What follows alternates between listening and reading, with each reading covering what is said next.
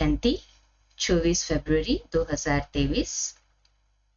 प्यारे मीठे बाप दादा, आज की मधुर बोली में हम बच्चों से कहते हैं, मीठे बच्चे, अभी ये तुम्हारा अंतिम जन्म है। खेल पूरा होता है, इसलिए पावन बन घर जाना है। फिर सतयुग में हिस्ट्री रिपीट होगी।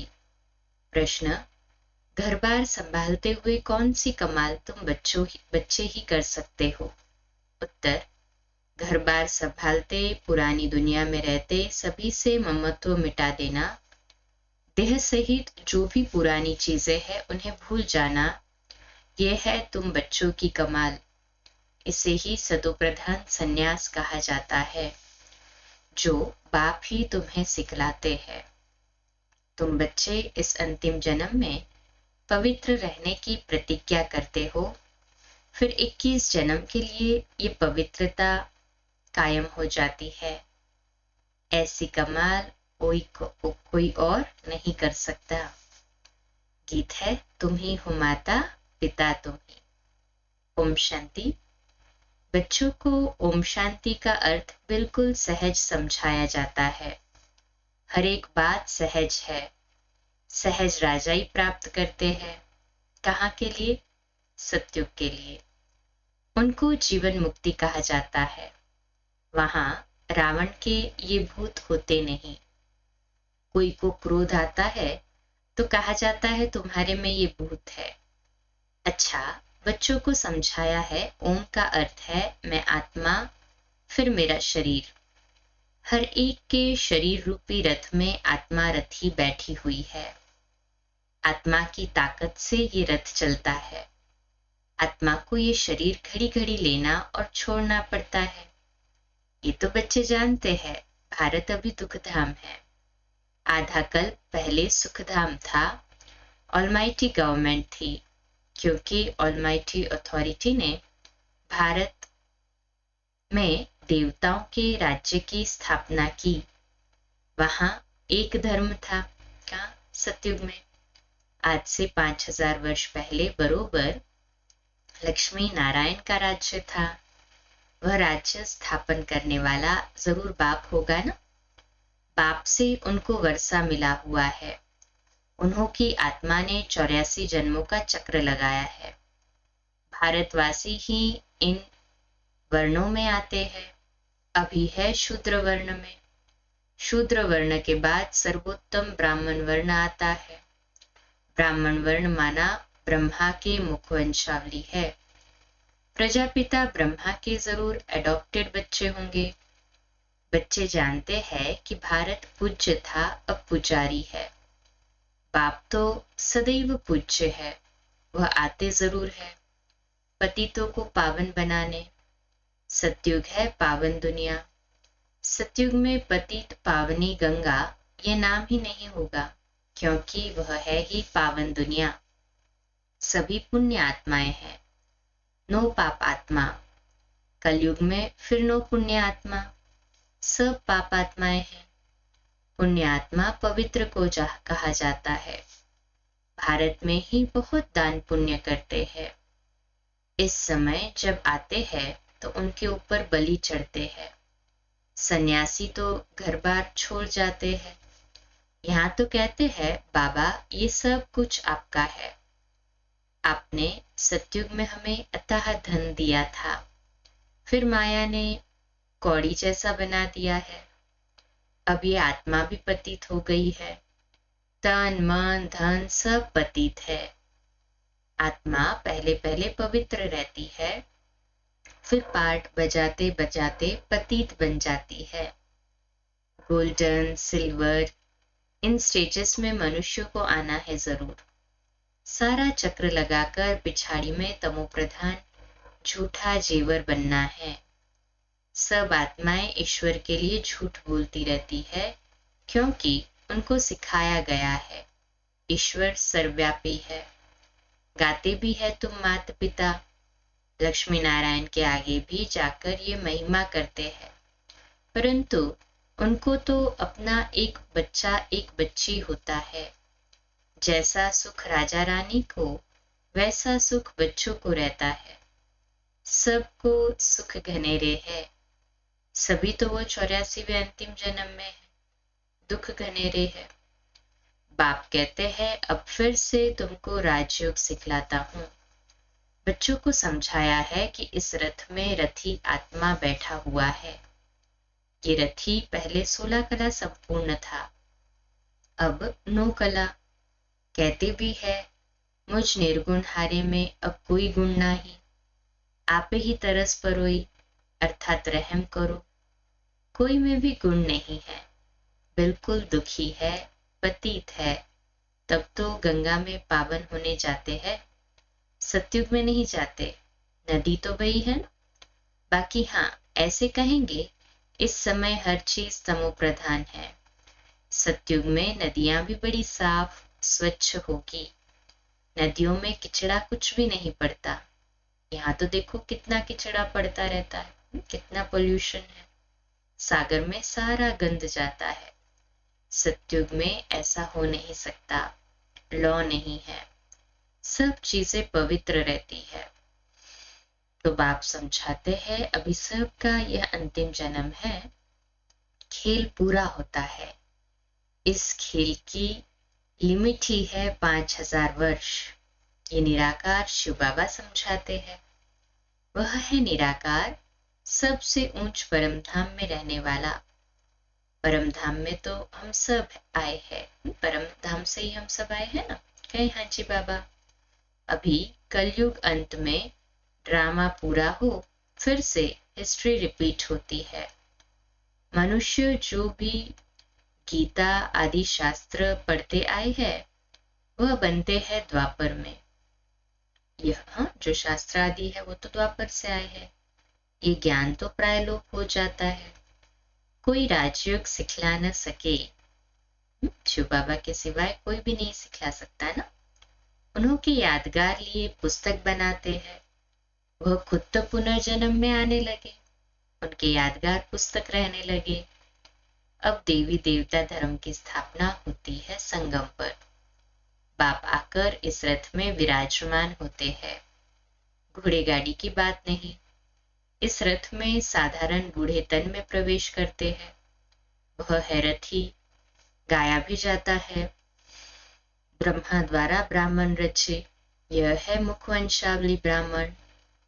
सब बच्चे कहते हैं हम ब्रह्मा की मुखवंशावली बीके है। ये ब्रह्मा भी अडॉप्ट किया हुआ है।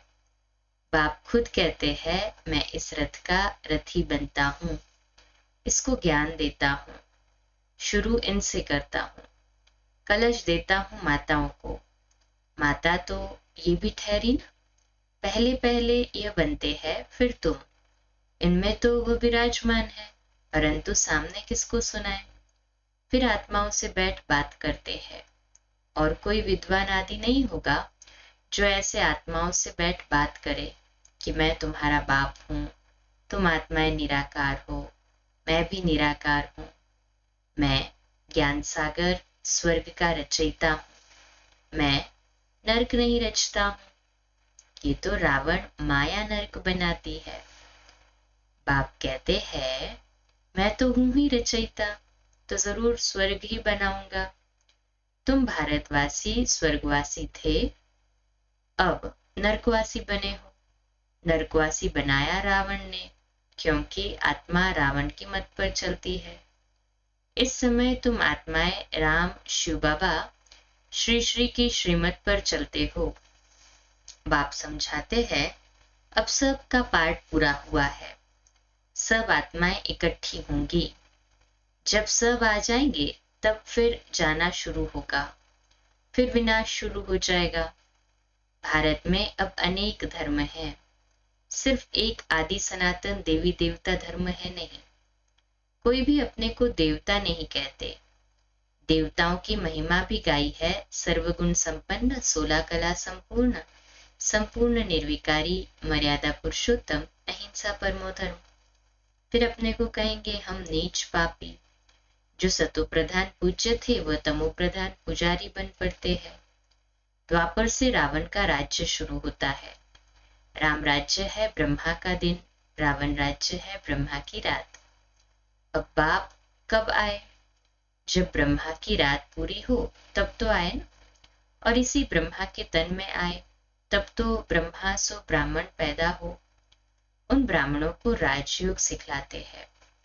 बाप कहते हैं जो भी आकारी व साकारी या निराकारी चित्र हो उनको तुम्हें याद नहीं करना है। तुमको तो लक्ष्य दिया जाता है, मनुष्य तो चित्र देख याद करते हैं। बाबा कहते हैं चित्रों को देखना बंद करो, ये है भक्ति मार्ग। बाबा को याद करना है तो चित्रों को देखने की कोई जरूरत नहीं है। उसमें मन से उसको याद करते हैं क्योंकि प्यार करते हैं, तो मोहब्बत है, वहां मेहनत नहीं। अभी तो तुम आत्माओं को वापस मेरे पास आना है। पापों का बोझा सिर पर बहुत है। ऐसे नहीं गर्भ जेल में हर जन्म के पाप खत्म हो जाते हैं। कुछ खत्म हो जाते, कुछ रहते हैं। अब मैं पंडा बनकर आया हूं। इस समय सब आत्माएं माया की मत पर चलती है। परमात्मा सर्वव्यापी कहना ये माया की मत है। कभी कहते सर्वव्यापी है, कभी कहते 24 अवतार लेते हैं। बाप कहते हैं मैं सर्वव्यापी कहाँ हूं, मैं तो हूं ही पतित पावन, स्वर्ग का रचयिता। मेरा धंधा ही है नर्क को स्वर्ग बनाना। गांधी चाहते थे राम राज्य हो, अभी कहते हैं ऑलमाइटी राज्य हो, वन रिलीजन हो। स्वर्ग में तो है ही एक धर्म एक राज्य, वहां कोई पार्टीशन नहीं था। बाप कहते हैं मैं यूनिवर्स का मालिक नहीं बनता हूं, तुमको बनाता हूं। फिर रावण आकर तुमसे राज्य छीनते हैं।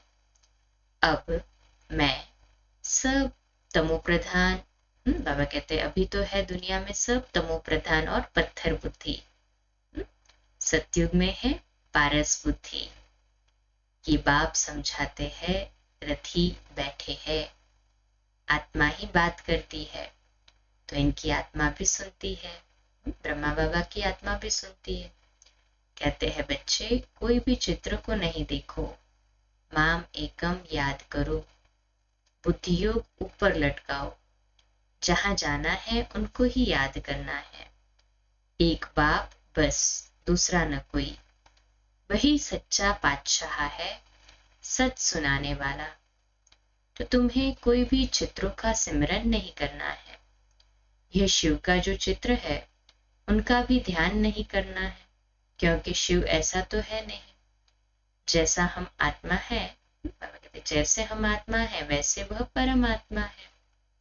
जैसे आत्मा भ्रुकुटी के बीच में रहती है, वैसे बाबा भी कहते हैं थोड़ी जगह आत्मा के बाजू में ले बैठ जाता हूँ। रथी बन इनको बैठ ज्ञान देता हूँ। इनकी आत्मा में ज्ञान नहीं था, पतित थी। जैसे इनकी आत्मा रथी बोलती है शरीर से, वैसे मैं भी इन ऑर्गन से बोलता हूँ। नहीं तो कैसे समझाऊं? ब्राह्मण रचने लिए ब्रह्मा जरूर चाहिए। जो ब्रह्मा फिर नारायण बनेगा। अभी तुम ब्रह्मा की औलाद हो, फिर सूर्यवंशी श्री नारायण के घराने में आ जाएंगे। बच्चों को समझाया है ये शास्त्र आदि सब भक्ति मार्ग के है, फिर भी ये बनेंगे जो पढ़ते पढ़ते तमो प्रधान बन जाते हैं। सतयुग से त्रेता हुआ, त्रेता से द्वापर, कलयुग हुआ। पतित बने तब तो पतित पावन आकर बनाएंगे ना। शास्त्र किसको पावन बना न सके। अभी तो बिल्कुल ही कंगाल बन पड़े हैं, लड़ते झगड़ते रहते हैं। बंदर से भी बदतर है। बंदर में 5 विकार बहुत होते हैं, बात मत पूछो। इतने होते हैं कि बात मत पूछो। देह अहंकार भी बंदर जैसा और कोई में नहीं होता। काम, क्रोध, लोभ, मोह सब विकार बंदर में ऐसे होते हैं कि बात मत पूछो। बच्चा मरेगा तो उनकी हड्डियों को भी छोड़ेंगे नहीं। मनुष्य भी आजकल ऐसे है। बच्चा मरा तो 6-8 मास रोते रहेंगे। सतयुग में तो अकाले मृत्यु होता नहीं, न कोई रोते पीटते, वहां कोई शैतान होते नहीं। बाप इस समय बच्चों से बात कर रहे हैं, भल घर बार भी संभालो, उसमें रहते हुए ऐसे कमाल कर दिखाओ जो सन्यासी कर न सके। ये सतुप्रधान सन्यास परमात्मा ही सिखलाते हैं। कहते हैं ये पुरानी दुनिया अब खत्म होती है, इसलिए इनसे ममत्व मिटाओ। सबको वापस आना है। देह सहित जो भी पुरानी चीजें हैं उनको भूल जाओ। ये 5 विकार मुझे दे दो।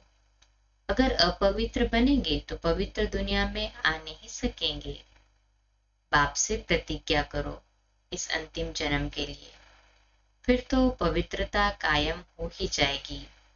63 जन्म तुम विकारों में गोते खाकर एकदम गंदे बन पड़े हो। अपने धर्म कर्म को भूल गए हो। हिंदू धर्म कहते रहते हो। बाप कहते हैं तुम तो बेसमझ बन गए हो। क्यों नहीं समझते हो भारत स्वर्ग था, हम ही देवता थे। मैंने तुमको राजयोग सिखाया। तुम फिर कहते हो श्री कृष्ण सभी का बाप, स्वर्ग का रचयिता है।